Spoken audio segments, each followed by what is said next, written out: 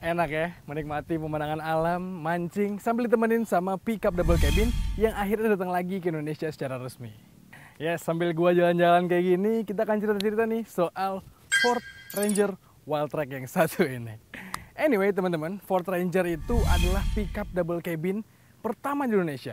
Karena dulu belum zamannya pickup double cabin, tiba-tiba Ford Indonesia itu secara resmi membawa Ford Ranger tepatnya di tahun 2002. Sejak saat itu, image pickup double cabin atau pickup secara umum jadi lebih bukan hanya mobil niaga, tapi juga mobil yang kayak gini nih. Asik buat dipakai keluarga, asik juga buat dipakai kerja keras.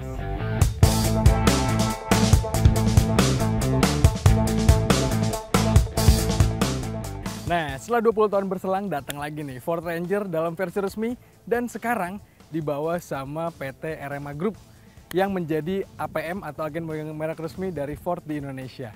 Sempat vakum kemarin teman-teman dan sekarang kita udah bisa menikmati Ford Ranger lagi secara resmi. Dan pertama kita akan bahas dulu desainnya dari depan dulu sini. Kita bisa lihat fascia depannya ini gagah banget teman-teman. Ini adalah Ranger generasi yang baru dan juga dengan tampilan sekarang ini jadinya yang lama jadi tampak old school banget. Grillnya khas karena ini tipe yang Wildtrak, jadi dapat yang warna hitam gini dan kelihatan lebih tough walaupun nggak segagah atau segarang yang Ford Ranger Raptor di atasnya. Tapi ini lebih gagah dibandingkan Ford Ranger XL atau XLT di bawahnya karena ini versi yang cukup tangguh. Nanti kita bahas. Dari depan juga sekarang pakai lampu yang LED dan lengkap ada DRL di sini. Fog lamp di bawah pun ada. Geser ke sampingnya kita bisa lihat kalau desain ini sebenarnya khas desain pickup double cabin pada umumnya. Tapi Ford Ranger ini menawarkan sesuatu yang lebih atletis, lebih berkarakter, dan juga dari samping sini memang kelihatan banget ini pickup Amerika nih teman-teman. Dari samping juga kelihatan kalau dimensinya cukup besar walaupun nggak sebesar yang Raptor. Lebih lebar tepatnya kalau yang Raptor itu. Ini dimensinya masih cukup oke lah buat dipakai sehari-hari di perkotaan. Terus juga ini punya ground clearance yang tinggi walaupun pakai ban standar. Dan wheelbase-nya ya cukup lah rasanya, nggak terlalu panjang dan nggak terlalu singset juga. Ini rasanya pas. Dari samping juga kita bisa lihat kayakinya teman-teman. Ini pakai ban aspal sebenarnya, tapi agak kotor kondisinya karena kita lumayan masuk-masuk ke rumput teman-teman. Pelek standarnya ini adalah pelek ring 18 dengan balutan ban ukuran 265 profil 60. Kayaknya kalau gue punya sendiri sih langsung gue ganti pakai ban BFG teman-teman. Jadi makin kelihatan jumawanya.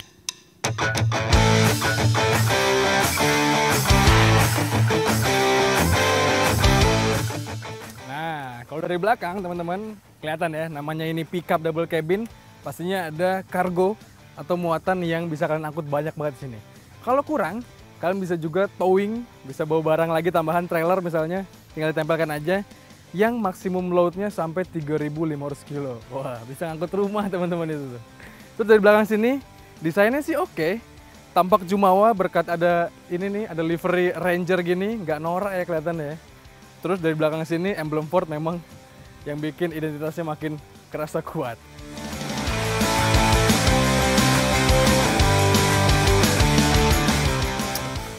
Nah, masuk ke dalam kabin dari Ford Ranger Wildtrak ini teman-teman. Tipikalnya mobil double cabin ya, pickup ya. Rasa kabin di belakang sini memang bukan posisi terbaik teman-teman. Gua tingginya 105 cm. Di depan posisi berkendara gue dan masih cukup ada ruang kaki dan ruang kepala yang ya mungkin sekitar 5 jari. Tapi di belakang ini memang bukan posisi terbaik. Posisinya lumayan tegak, joknya ini nggak bisa lagi direbahkan ataupun dimaju mundurkan. Tapi untuk kenyamanan lainnya ada headrest 3 buah teman-teman di sini. Terus juga ada armrest. Dan untuk fitur-fiturnya di belakang sini yang menarik ada soket 12 volt dan ada colokan rumah teman-teman. Soket AC itu yang dayanya 230 volt, 150 watt. Jadi di belakang sini kalau nggak punya adapter untuk soket lighter, tinggal bawa chargeran rumahan aja ya, tinggal pasang di sini. Sisanya di belakang sini ya tipikal pickup double cabin. Oh iya, yang menarik jok belakang ini bisa disesuaikan teman-teman. Bisa dilipat bagian bawahnya. Kalau kalian mau bawa barang yang gede di bawah sini bisa. Ataupun di belakang sini, tuh ada banyak peralatan yang bisa kalian simpan di belakang sini. Nah, yang menyenangkan untuk masuknya gampang teman-teman, karena ada footrest dan juga ada pegangan di sini. Oke, nah, sekarang kita ada di kabin depan Wildtrak ini nih. Impresi pertama gua ketika masuk Ranger Wildtrak ini teman-teman, ini sih mewah ya. Jauh dari kata mobil-mobil niaga, karena di depan sini banyak material-material yang mewah gitu. Jadi nggak terlalu pakai plastik-plastik yang kasar dan juga keras. Dan jahitannya ini warna emas, senada sama bodinya. Terus di depan sini ada panel plastik tapi dikasih glossy gitu dan ada stiker Wildtrak. Di tengah head unitnya touchscreen teman-teman. Tuh, touchscreen teman-teman. Tampaknya atraktif sekali dan juga ini bisa terhubung ke sambungan Apple CarPlay dan Android Auto. Wired lewat bawah sini. Geser ke sini ke kemudinya. Kita bisa lihat di sini model instrumen clusternya sebenarnya lumayan unik nih. Di tengah ada dial gitu untuk penunjuk speedometer. Di sebelah kiri ada layar digital untuk nunjukin entertainmentnya, dan di sebelah kanan ada layar kecil MID gitu yang bisa nunjukin banyak informasi. Terus model setirnya kayak gini teman-teman. Wih, gagah ya kelihatannya ya. Banyak tombol-tombol, fitur-fitur segala macam apa-apa nanti akan gue ceritain pada saat kita jalan-jalan. Yang lainnya, di depan sini feel-nya itu memang mobil yang sangat-sangat mewah, berkualitas gitu ya. Joknya enak dipegang teman-teman, dan enak juga buat diduduki lama-lama.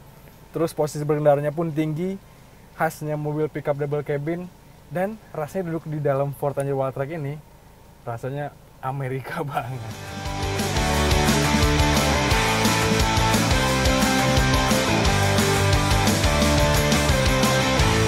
Ya teman-teman, kita beres-beres dulu dan kita akan jalan-jalan bareng sama Ford Ranger Wildtrak.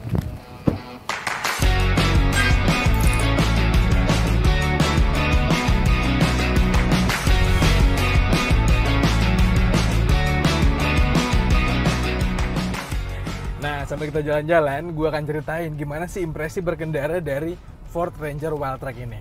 Pertama, kalian harus tahu kalau Ranger Wildtrak ini pakai mesin yang sama persis dengan Ranger Raptor, yaitu mesinnya mesin diesel 2000 cc teman-teman yang dikawinkan dengan bi-turbo atau 2 buah turbo. Turbonya itu bisa ngebuat mesin ini jadi lebih bertenaga, torsinya pun besar. Tenaganya diklaim di angka 213 PS teman-teman, dan torsinya luar biasa, nggak main-main mobil ini. Torsinya ada di 500 Nm. Dan mesin yang buas ini dikawinkan dengan transmisi otomatis 10 percepatan. Wow, itu yang ngebuat kita semakin fleksibel lagi. Jadi mau berkendara di kondisi seperti apapun, rasanya transmisinya akan adaptif, akan bisa menyesuaikan. Dan transmisinya ini pun sangat-sangat responsif teman-teman. Apalagi di sini nggak ada pedal shift sih kayak Raptor gitu ya, tapi dibekali juga dengan kalian bisa merubah-rubah shifternya di sini nih, di handle shifternya ini. Jadi ya menyenangkan, kalian bisa atur sendiri mau karakternya seperti apa. Di dalam kota gue sering kali pakai mobil ini di putaran mesin yang mungkin sekitar 1000 sampai 1500 rpm. Jadi dengan tenaga yang besar itu dia masih bisa main di putaran mesin segitu, jadinya nggak terlalu jerky untuk dipakai di dalam kota walaupun tenaganya besar ya. Tapi kalau kita ketemu jalan yang bebas hambatan, jalan yang kosong gitu ya, wah jangan godain mesinnya, karena dicolek dikit aja nih kayak gini jalan kosong, kita colek pindah ke shifter S, wow. Gampang banget teman-teman dapat ke 100 km per jam ataupun dapat ke 120 km per jam. Tapi ingat, kalau kalian berkendara di lalu lintas jalan umum pastinya ada aturan, ada kecepatan maksimal yang harus kalian taati.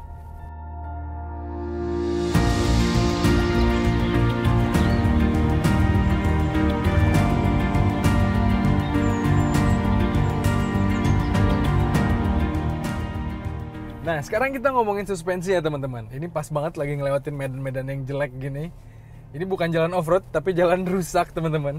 Mobil ini, karena dia 4-wheel drive, jadinya lebih fleksibel untuk mengarungi jalan-jalan yang jelek. Tapi kalau kita ngomongin suspensi sih, ini Wildtrak ini belum pakai suspensi layaknya Raptor, yang suspensi belakangnya itu udah pakai per keong. Kalau ini suspensi belakangnya masih pakai per daun. Nah, jadi ya karakternya masih agak ngayun gitu kalau kita ngelewatin jalan jelek, sehingga karakternya memang khas banget per daun tuh, dimana kabin akan mengayun-ngayun ketika dia melewati jalan yang rusak atau jalan yang jelek. Tapi menariknya khasnya Ford teman-teman, suspensi per daunnya ini jauh nyamannya di atas rival-rival di kelasnya yang pakai per daun lain. Kalau biasanya kita pakai per daun itu agak kerasa mobil komersil banget gitu ya, kesannya kaku, terus juga agak kurang nyaman. Tapi kalau Ford Ranger ini sih udah nyaman banget teman-teman suspensinya. Jadinya suspensi yang seperti ini karakternya asik buat dipakai di jalan raya, tetap rasanya nggak terlalu bikin nggak nyaman gitu ya. Tapi dipakai di medan off-road pun, atau dipakai buat kendaraan komersil, dipakai buat ngangkut beban di belakang sana, pastinya mantap banget karena ini memang didesain untuk itu.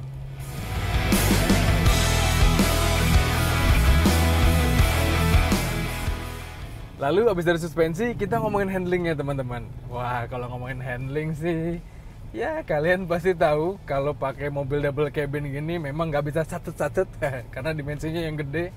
Tapi posisi berkendaranya ini luar biasa, nggak bikin kita intimidatif atau agak ragu gitu. Karena posisinya tinggi, commanding, dashboardnya rendah teman-teman, dan visibilitasnya sangat baik. Di depan kacanya gede, visibilitas kaca belakang pun gede, jadi semuanya tampak jelas. Apalagi kalau kita mau mundur, agak ragu-ragu, di sini dibantu juga dengan kamera mundur. Jadi untuk pengendalian mobil ini ya cukup mudah untuk ditaklukkan. Sementara handling steeringnya ini luar biasa teman-teman, karena Ford ini termasuk yang cukup baik ke kita ya. Karena kalau biasanya SUV leather frame itu dikasih steering yang power steeringnya masih hidrolik, kalau ini udah dikasih yang elektrik teman-teman. Jadinya enteng kalau kita parkir gitu ya dengan mobil segede gini, bobotnya dimensi sepanjang ini, jadinya nggak merepotkan. Steeringnya masih asik dan juga feel-nya jadinya lebih menyenangkan teman-teman dibandingkan pakai yang hidrolik yang cukup bikin tangan berotot.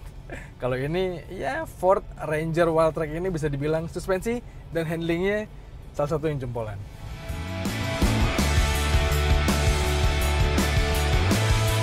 Nah, kalau dipakai sehari-hari teman-teman, dipakai di rute dalam kota ataupun dipakai di road trip gitu ya kondisinya kayak kita sekarang ini, gua harus ngasih tahu ke kalian konsumsi bahan bakarnya.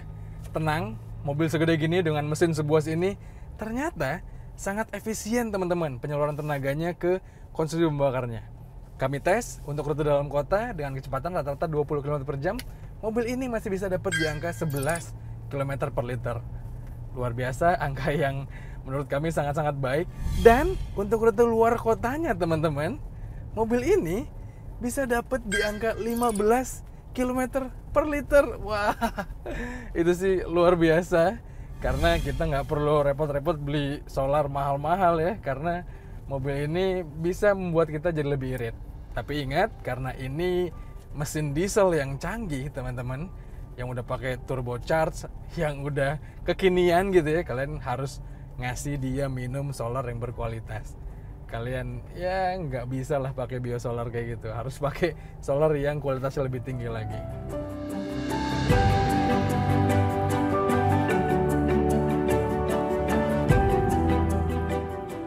Lanjut, sekarang kita bahas fiturnya teman-teman. Pertama dari fitur all-wheel drive-nya lah, atau fitur four-wheel drive-nya. Memang mobil ini gak didesain setangguh atau se-heavy duty yang Ford Ranger Raptor, tapi ini lebih fleksibel teman-teman, dipakai harian enak, nganter anak pun menyenangkan, ataupun dipakai road trip, dan dipakai main-main tanah pun pastinya capable banget. Kita kemarin pada sesi pengetesan pertama sempat nyobain mobil ini main tanah, main di lumpur-lumpuran gitu ya, dan menyenangkan pastinya rasanya.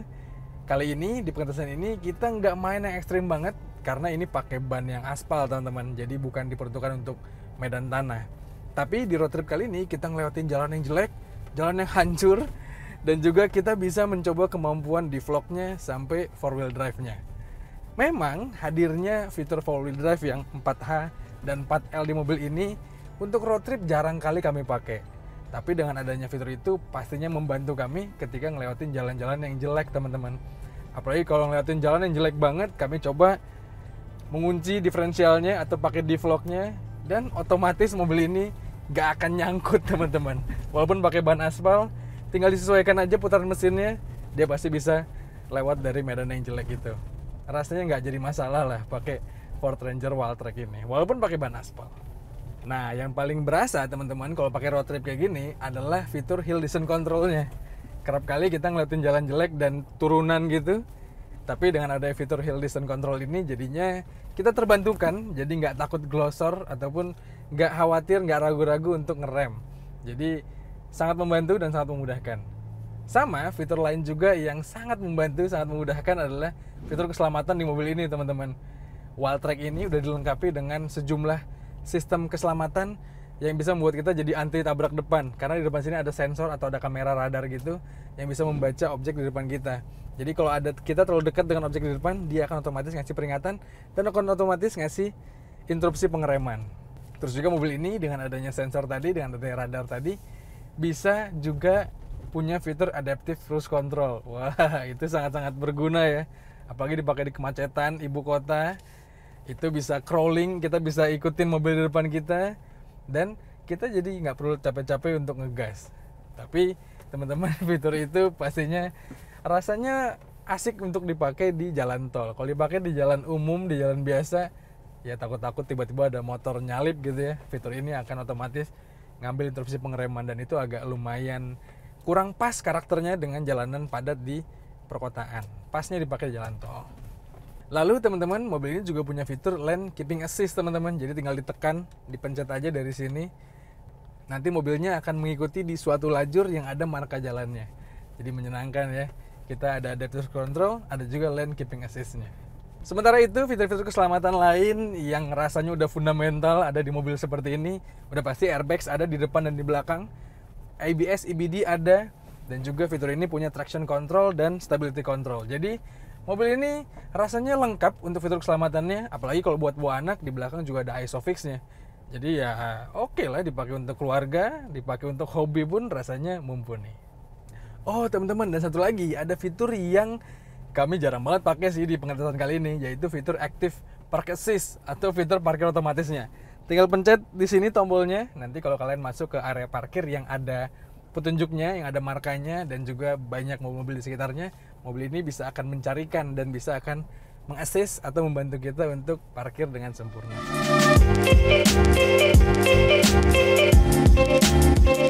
Nah teman-teman, dari segala kelebihan yang tadi kami sebutkan, ada beberapa kelemahan ataupun kekurangan yang rasanya hadir di Ford Ranger Wildtrak ini. Yang pertama, kekurangan ini sebenarnya karena kondisi atau karena situasi teman-teman. Sekarang di Indonesia ini solar yang berkualitas rasanya masih cukup jarang. Ada pun di kota-kota besar. Jadi itu rasanya jadi kendala mobil ini untuk dibawa road trip ke daerah-daerah yang jarang ada SPBU yang menyediakan solar berkualitas. Karena mobil ini dieselnya canggih, kayak yang tadi kami bilang, mesin dieselnya ini udah dilengkapi dengan beberapa perangkat-perangkat yang rasanya harus dijaga. Jadi ya ketika solar berkualitas sulit untuk dicari, tentunya itu akan jadi suatu kendala untuk pengguna mobil ini di daerah-daerah yang jarang solar berkualitas tadi. Selain itu, hal yang menurut kami agak sedikit ganjel teman-teman, yaitu instrumen clusternya. Di sini MID-nya itu terasa kurang intuitif, walaupun cukup informatif teman-teman, tapi rasanya agak ribet untuk lihat-lihat datanya. Karena kayak sekarang ini nunjukin RPM gitu ya. Kalau kita mau ganti ke trip harus dipencet lagi, dan kalau kita mau ganti ke fuel consumption-nya harus geser dulu menunya dan mencari sendiri. Dan itu menurut kami jadinya agak kurang intuitif teman-teman. Selain itu teman-teman, mobil ini juga pakai rem belakang yang masih tromol. Sebenarnya rem tromol itu kalau dibandingkan dengan rem disc brake, ya sebenarnya nggak gitu gimana-gimana. Apalagi kalau kalian pakai harian yang nggak butuh performa tinggi. Tapi yang harus kalian tahu adalah rem tromol seperti ini kalau dipakai di medan off-road ataupun di medan yang seperti ini nih, yang banyak jalan-jalan bebatuan atau banyak pasir, kayaknya kalau ada kotoran masuk ke tromolnya itu akan sedikit menyulitkan kita. Jadi ya entah kenapa ya Ford memilih Ranger Wildtrak ini pakai tromol. Kalau menurut kami sih rasanya lebih baik pakai yang disc brake. Dan yang lain teman-teman, ada satu hal yang kalian harus perhatikan juga ketika membeli Ford ini adalah jaringan after sales-nya yang belum begitu masif teman-teman. Memang sekarang dengan adanya RMA Group yang udah mau bertanggung jawab lagi atas Ford ini, rasanya kita nggak perlu khawatir ya, karena ada mereka yang bisa siap menangani after sales kita. Tapi memang harus diakui untuk di kota-kota kecil, kalau kita mau bawa road trip, memang agak sedikit jadi keraguan teman-teman, karena selain nggak banyak bengkel yang bisa menanganinya, mobil dengan mesin secanggih ini spare partnya pun rasanya tidak akan semudah kompetitor dari Jepang untuk ditemukan, dan biaya after salesnya pun pastinya lebih tinggi dibandingkan pickup double cabin lain di kelasnya.